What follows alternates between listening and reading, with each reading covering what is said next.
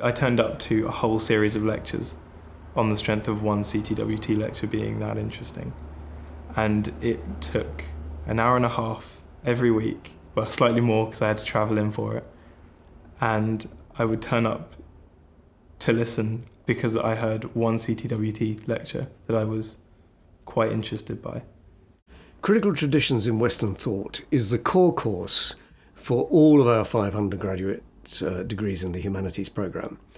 And what it does is traces to the development of Western intellectual thought from the 18th century, from the Enlightenment, all the way through to the debates in the current world. So it ends up debating questions of migration, questions of national identity in a currently globalized world, but does it having looked at the trajectory that the West has followed and the different intellectual traditions that have emerged as ways of understanding it. That's what the course does. And that course is pivoted around the question of revolution. Revolutions, not just social revolutions or political revolutions, but even revolutions in thought. So there are 4 or 5 pivotal moments in the development of Western thought that are properly considered as revolutionary transformations from one way of thinking to a different way of thinking. And what this course does is that it equips students to mobilize that understanding in order to understand our contemporary world.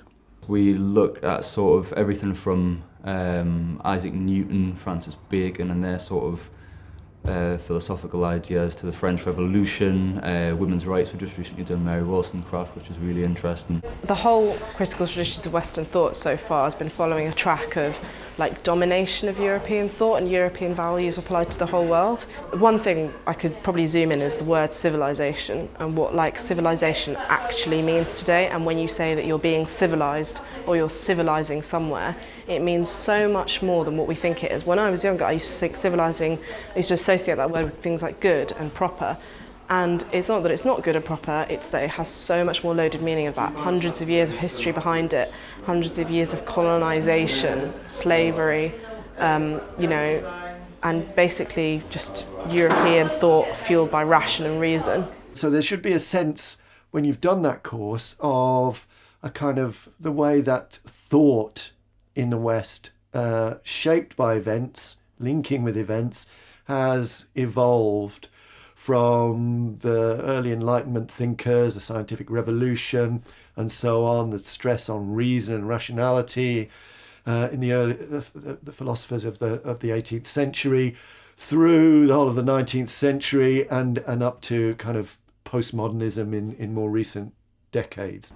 It's not really possible to do the kind of intellectual history that's needed here as the contextualization and underpinning of our undergraduate degrees, without also looking at the way that political change has affected the ways in which people understand their world and the way in which social change has done it as well. So Critical Traditions in Western Thought isn't simply looking at changes in philosophical paradigms of understanding our world. It's looking at those changes against the backdrop of politics and society.